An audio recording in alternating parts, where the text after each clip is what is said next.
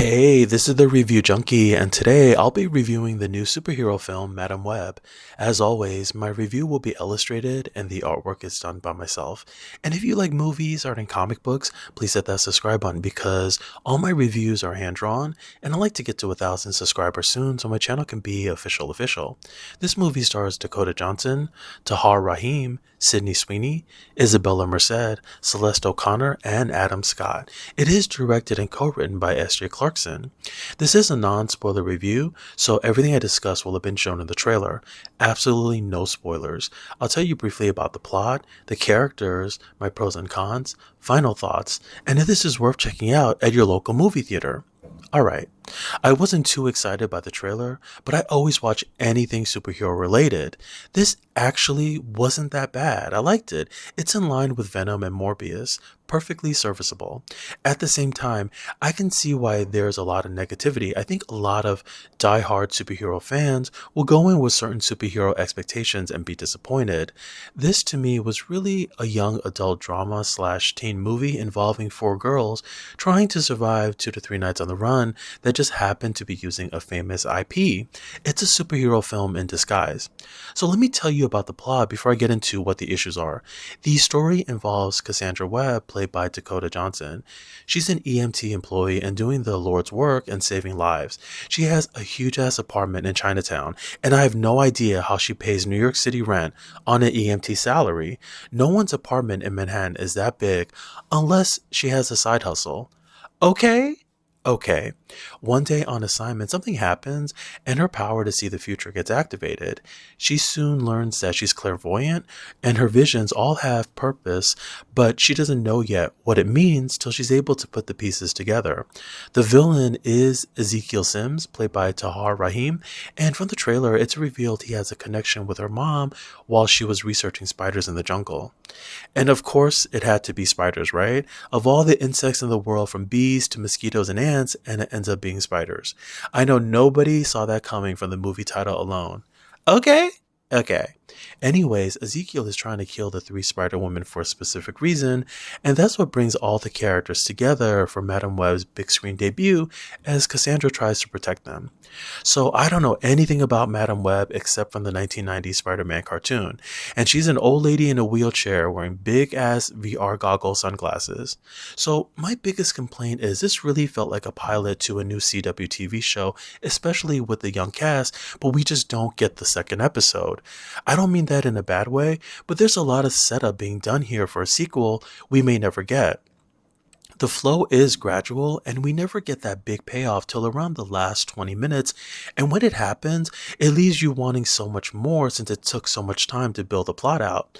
And this being a superhero film, one is just expecting fireworks in Act 3. So it's like an appetizer that arrived late and we may or may not get the main course after the credits roll. If you're here for the big fight sequences with all 3 of the Spider-Women, you may be a tad disappointed. What was in the trailer is lightly sprinkled here, and the best word to use is frugal. It's like having a movie called Batman, but you never see him. And there were many moments where you could tell it's a victim of its tight budget. I think anyone with high expectations of a big third act battle won't get satisfaction as a result of budget constraints and setup. I like the actor playing Ezekiel, but as a villain, he was wasted and didn't come off as menacing as he could have. They could have spent more time delving into his backstory and why he was on this specific mission. It's lightly touched upon and could have been so much more. To his credit, there were some interesting fight sequences, all of it involving him. Unfortunately, he has horrible ADR. I don't know if he was originally using a Latino accent, but it comes and goes, and it's almost like he forgot what accent he used during filming. So during post-production, it's like he just used what accent he could recall, or they hired someone else altogether. Like, leave him alone and let him use a French accent. So let me tell you what I liked. The pacing is gradual and lets things play out. There are a lot of characters to juggle, and I appreciate that approach versus rushing through things. That may be off-putting for some, but I like that it just took its time to attempt character development. There are no moments of shocking reveals of any kind. I thought the way her visions of the future played out was well done. There's a punch and certain level of tension every time she snaps back and realizes certain moments are on rewind. Because it was well executed, I actually found myself invested and wanted to see what would would happen next. I did like the entire cast because everyone is likable. Dakota gets the most scenes, and once again, I find her soft-spoken nature and semi-dry sense of humor with a tinge of snarkiness translated well on screen. She and Jamie were the best parts of 50 Shades of Grey because they tried everything they could, even though they were stuck in a bad movie. To me, she's playing Anastasia Steele again here. She wants nothing to do with what's happening, but it's like, damn, I'm in it and I just gotta deal with it somehow. This takes place in 2003. It is a period piece, and I like all the little nods and flourishes they added to let us know the time period. I like all of the New York City locations from Grand Central Station to Chinatown to Rockefeller Center and so on. This also has a classic Britney Spears song playing during a major diner scene, and they actually tried to play the whole song, which I liked. Given it is 2003, it may possibly work and line up with one of the Spider-Man, maybe Tom Holland, but I don't know. And there are no end credit scenes. So this brings me to my final thoughts, and this gets a 7 out of 10 from me. This is nowhere near hot trash. It's just a victim of its budget and association with Peter Parker, including Sony's haphazard approach and abandonment every time spin-offs don't make $1 billion.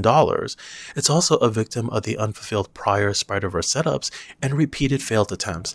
However, Dakota's performance saves it, and there's enough intrigue going on to hold your attention. I hope this gets a sequel because there's some promise here, or everyone could return in a Venom or Morbius sequel in some shape or form.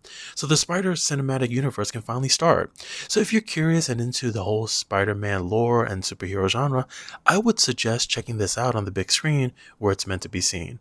So thank you again for checking out my review. If you like, please subscribe, helps the channel out a lot. Hit that thumbs up button. Feel free to share this with your friends. And if you happen to have a movie you'd like me to review, please let me know. I'd be happy to watch and illustrate it for a future video. Thanks again, and I hope the pictures put a smile on your face.